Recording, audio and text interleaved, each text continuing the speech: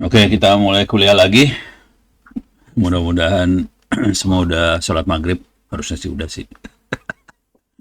Oke, mana sih tadi? Oke, sekarang kita urusannya. Jadi forensik kira-kira gitu. Kalau ada apa masalah, kita bisa ngelihat dari header email. Nah, sekarang kalau sebagai konsultan, kita perlu mitigasi email attack menggunakan GNU PG. Oke. Paling gampang itu kalau pakai aplikasi seperti Thunderbird seperti ini.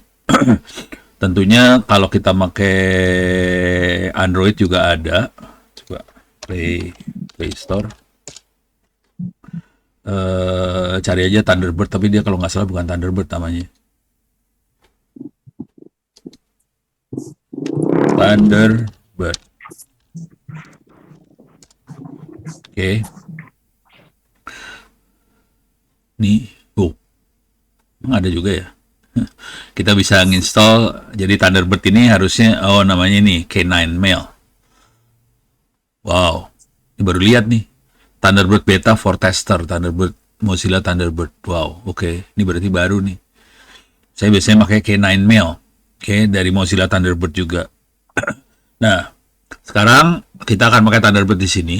Jadi sarannya nanti kalau jadi konsultan buat ngasih saran ke perusahaan-perusahaan kalau kita mainnya internasional biasanya kita pakai email ya. Jadi di internasional kita tidak pakai WhatsApp. Hanya Indonesia aja pakai WhatsApp. Aduh, parah banget Indonesia. Jadi kalau internasional kita makanya email.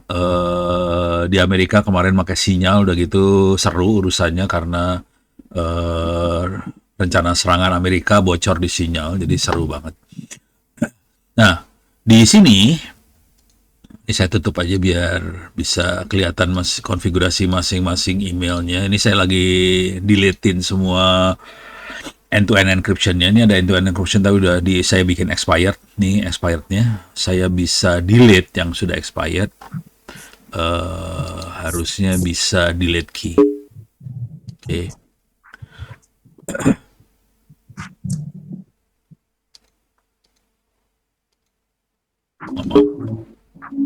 Unable to proceed.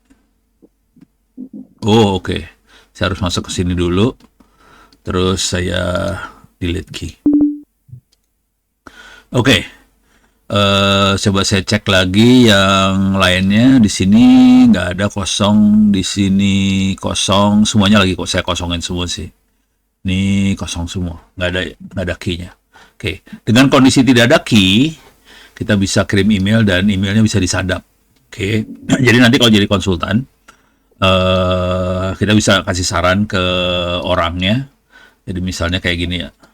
Nih, oke, saya akan kirim email nih.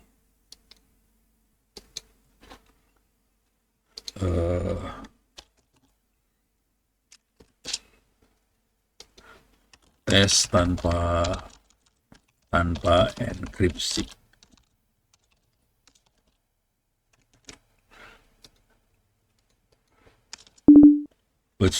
Jangan send dulu.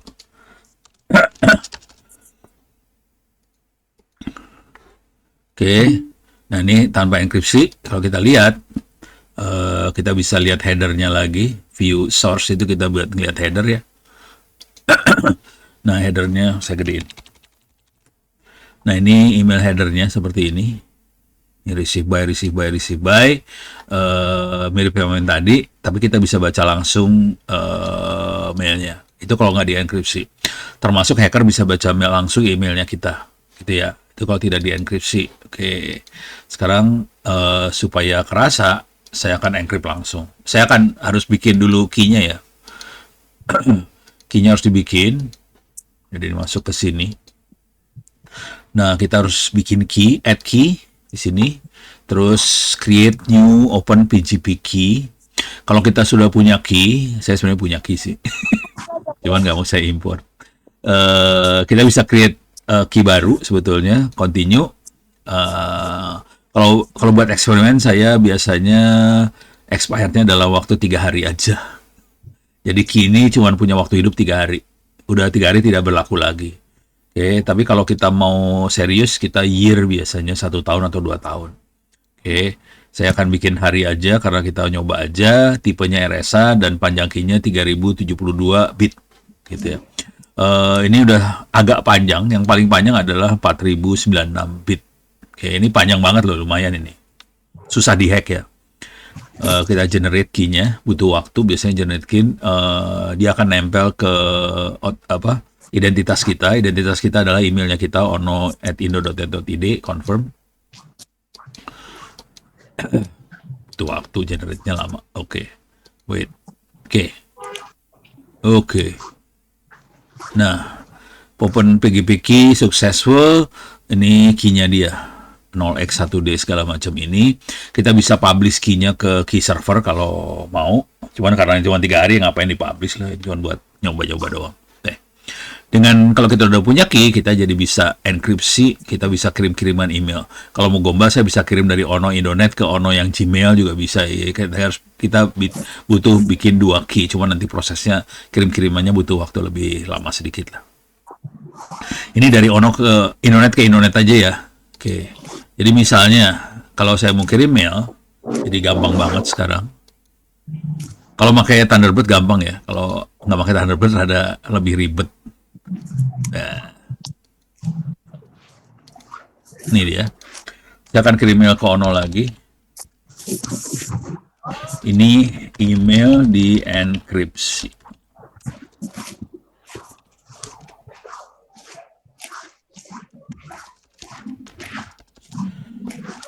Untuk ini kondisi belum dienkripsi sih. Kalau mau dienkrip tinggal kita klik ini aja. Encrypt, klik.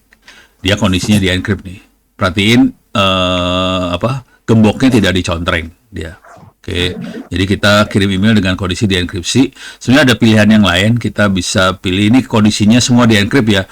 Subject dienkrip, message dienkrip, dikasih tanda tangan digital. Kita bisa punya key manager, dia yang akan ngontrol semua key yang buat komunikasi ke siapa aja. Dan ini penting banget supaya kita bisa ngatur banget kita mau komunikasi sama siapa yang aman, gitu ya. Teknik ini biasanya kita pakai kalau saya lagi di security ya. Kalau di security kita pakai buat komunikasi kalau dengan teman-teman di Mabes TNI, di Kemhan segala macam, kita makainya yang ini. Kita encrypt semuanya. Oke. Jadi walaupun pakai Gmail tetap aman, tapi sebaiknya jangan pakai Gmail karena berbahaya itu. Send. Jadi kondisi di encrypt, kita send. Nah, kalau udah di send kayak gitu, ini kalau kita lihat di sini, perhatiin subjeknya adalah titik sekarang. Nggak kebaca, karena subjeknya di encrypt juga. Oke, ini akan ada webinar nih dari BCA. Itu tadi email yang masuk tuh BCA itu. Dia mau ngasih sharing webinar. Coba kita. Nah ini Amira Salsabila tuh dari BCA, dia mau ngasih webinar dengan ITTS tentang security BCA. Jadi nanti silahkan aja ikut. Saya udah posting di sudah posting di Twitter eventnya. Atau saya kasih lihat posternya aja lah biar kelihatan ya. Download. Kalau nggak salah tanggal masih oke. Ini dia. Ini orangnya yang tadi. Ini ada tulisan Organization Ambidextrous Tech Industry, Past, Present, and Future. Oke, kalau Pak Bagus Gede kan dosen ITTS ya. Kalau Mbak Amira ini IT spesialis di BCA. Jadi silakan kalau mau ikut tanggal 3 Mei, hari Sabtu, minggu depan kalau nggak salah. Atau 2 minggu lagi, 2 minggu lagi. Silakan daftarnya di is.id/itts-event. Silakan daftar di situ. Itu kalau nggak salah Sabtu jam 3.30 sampai 5.30 webinarnya 2 jam lah. Oke ya, free biasa. Ada sertifikatnya juga. Jadi ini buat buka wawasan. Waktu kemarin tuh ada tentang ini ya, quality assurance, keren banget. tapi offline. Jadi yang kelas karyawan ada kasihan sih sebenarnya. Jadi kemarin hari apa ya, Kamis atau ya Kamis kalau nggak salah. Atau Rebo, ada quality assurance. Itu yang bicara dia itu di bank apa ya, bank digital apa gitu, dan dia itu tidak selesai S1-nya. Dan dia di bank itu jadi quality assurance engineer. Keren tuh, kalau saya S1 bisa jadi quality assurance engineer. Oke, balik lagi ke sini, ini tutup aja. Loh, kok ada lagi? Oh, banyak saya ngekliknya berarti tadi. Wush. Lah. Oh, masih ada lagi satu. Oke. Kita tutup dulu. Sekarang kita lihat yang ini. Nah, ini kondisinya kalau karena kita minta di-encrypt semuanya, jadi message di-encrypt, subject di-encrypt, terus juga ada tanda digitalnya, ini jadi titik. Kalau kita klik di sini baru kebuka dia. Nah, email di-enkripsi. Bedanya sama yang sebelah sini, yang tes tanpa enkripsi, di sini nggak ada kodenya nih. Kalau yang ini ada kodenya nih. Nih ada kodenya OpenPGP, ada gembok, ada contreng hijau. Kalau ada contreng hijau berarti enkripsinya bagus. Kalau yang tidak dienkripsi nggak ada gemboknya itu ya. Nah, ini dengan kondisi enkripsinya bagus, kita bisa cek di sini sih. Enkripsinya ada tulisan good digital signature, berarti tanda tangan digitalnya bagus. Terus message di-encrypt, message-nya juga bagus. Oke. Key-nya dia ngasih tahu yang punya key tadi adalah onowepurbo.id. Jadi dia kasih tahu identitas si pengirim. Jadi kita bisa ngecek sebelum kita baca email segala macam, kita bisa ngecek yang ngirimnya siapa. Oke. Kalau mau ngecek lebih lanjut, kita bisa view signer key, kita bisa lihat yang ngirimnya adalah ownernya siapa. Kita bisa accept yes, kita percaya sama orang ini.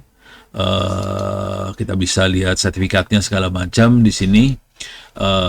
Lagi ulang. Nah, kita juga kita bisa ngelihat key buat dekripsinya oke juga.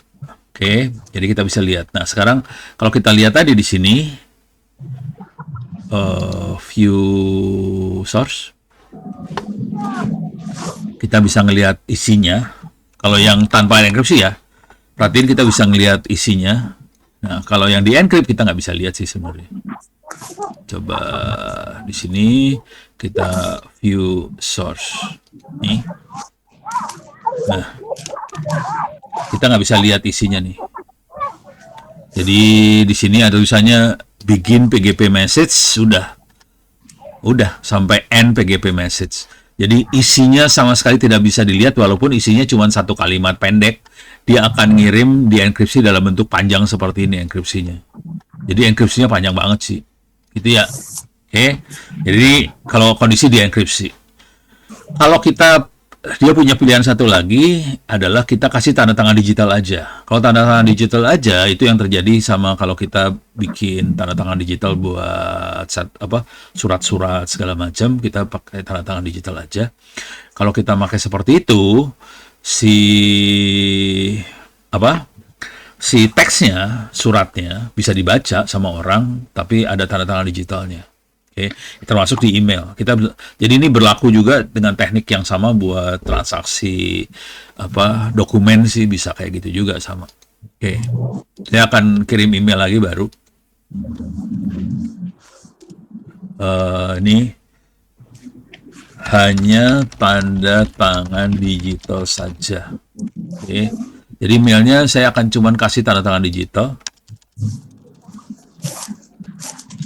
aja. Caranya gini, ini tidak di-encrypt nggak akan saya contreng, saya akan pakai di sini, saya akan digitally sign. Jadi cuma yang di sini yang dimainin ya, tanda tangan digital aja. Oke, saya kirim ini, send. Nah, masuk mailnya. Nih, ini subjeknya bisa dibaca kalau yang ini ya. Termasuk si ininya juga bisa dibaca. Tapi kalau ada orang yang nyadap, ada hacker nyadap, kita bisa lihat view source yang dikirim bentuknya seperti ini. Nah, Ini kalau disadap sama hacker penampilannya kayak gini kira-kira. Oke. Kita punya public key block. Ini ada public key, ada tanda tangan digital. Beda sama yang tadi ya. Yang tadi kan ada begin PGP message sama end PGP message. Kalau ini ada end public key, jadi ada public key, ada digital signature. Tanda tangan digital bentuknya kayak gini yang benernya. Aslinya tanda tangan digital berbentuk seperti ini. Cuma nanti kalau kita melakukan tanda tangan digital di surat-surat biasanya berbentuknya QR code, sebangsa itulah. Bentuknya kayak QR code. Yang aslinya sih seperti ini tanda tangan digital. Oke, ini formatnya adalah ASCII ARM. ASCII tapi di ARM, diproteksi lah kira-kira. Oke, nah bentuknya kayak gini. Tapi teksnya mana? Nah teksnya ada ini dia nih teksnya. Nggak kebaca juga sih. Tapi gampang bacanya yang ini. Ini bukan enkripsi nih. Kalau enkripsi panjang bentuknya.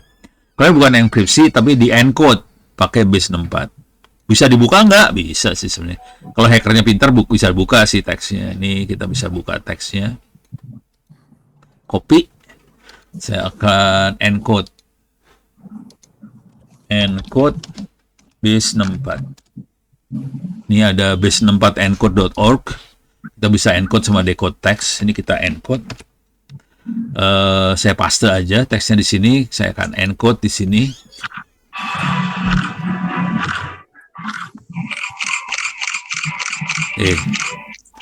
Kumaha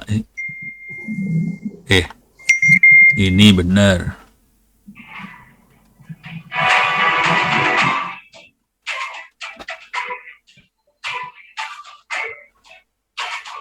Bentar.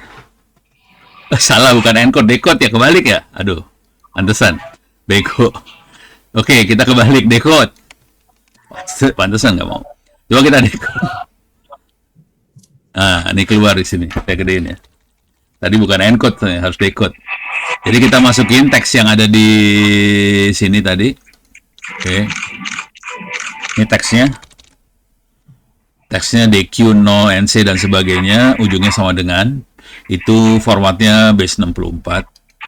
Nah, ini dia teksnya. Kita paste di sini di decode.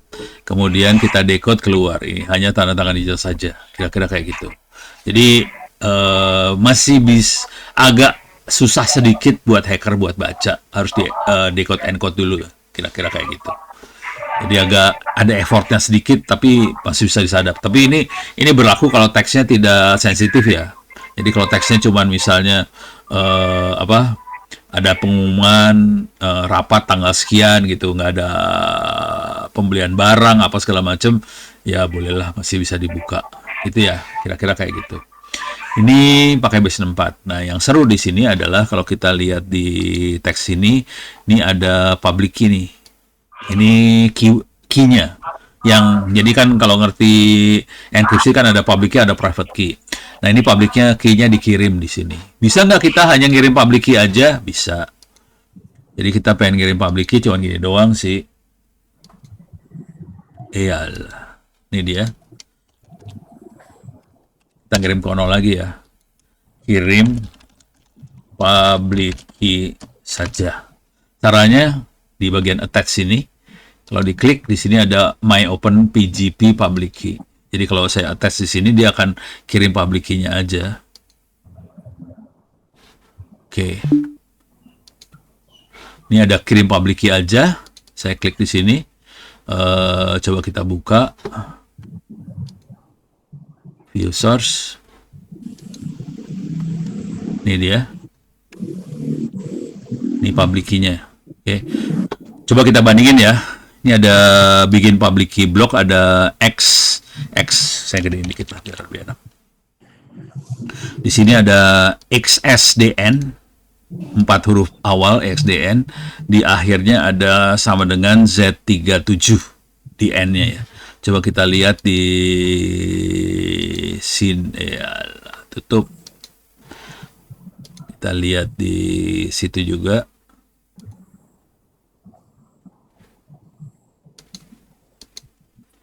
Oke, hanya tanda tangan digital ini ya, email, hanya tanda tangan digital aja ya. Saya view. Oke, saya gedein. Nih, di bagian bikin PGP-nya ada XXDN, sama. Di akhirnya ada kayak gini juga. Kira-kira sama lah. Ya. Jadi public key-nya ini bisa kita ambil, saya masukin ke notepad juga boleh sih. Nanti file notepad-nya kita kirim ke sana juga nggak apa-apa, sama aja. Jadi ini bisa kita kirim-kiriman public key. Public key ini dibutuhkan supaya pihak sana bisa kirim email ke kita, kita bisa autentikasi kita dan sebagainya. Jadi, tapi kalau private key jangan dikirim karena itu passwordnya kita ada di situ sih sebenarnya, di private key. Itu ya. Sampai sini ada pertanyaan? Nggak ada, aman? Saya punya waktu cuma sekitar 10 menit lagi. Aman ya? Oke. Ya udah kita tutup aja pertemuan kita hari ini sampai di sini. Tolong kuis UTS UAS dikerjakan. Ingat nomor kuliahnya adalah 114. Tolong kerjakan di yang 114 ini ya. Yang ITTS 2025-1 IT Forensik 114. Supaya email Anda juga masuk ke situ. Nanti kalau saya ada apa-apa saya kirim email gitu. Oke. Terima kasih. Sampai ketemu minggu depan. Billahi taufiq wal hidayah. Assalamualaikum warahmatullahi wabarakatuh. Oke. Saya leave dulu.